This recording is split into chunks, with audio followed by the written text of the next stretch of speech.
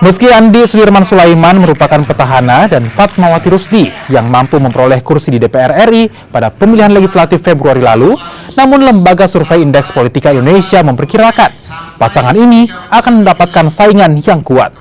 Sejumlah nama yang bisa menjadi lawan politik Andi Sudirman Sulaiman Fatmawati, yakni mantan Wali Kota Makassar, Dani Pumanto, jika berpasangan dengan mantan Bupati Hulu Utara, Indah Putri, dan mantan Bupati Goa, Adnan Purita Ihsan, yang berpasangan dengan Ilham Arif Sirajudin.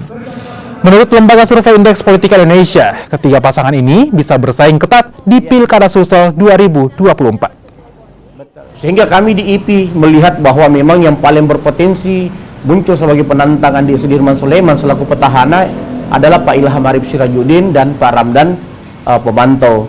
Adapun Andi Muhammad Bosawa, saya melihat beliau lebih cenderung ke posisi 02. Adapun nama seperti Pak Adnan Puricita, saya lihat beliau tidak mendaftar karena kelihatannya dia juga akan legowo hanya mungkin mengambil posisi 02 ketika misalnya dia muncul dalam kontestasi Pilgub.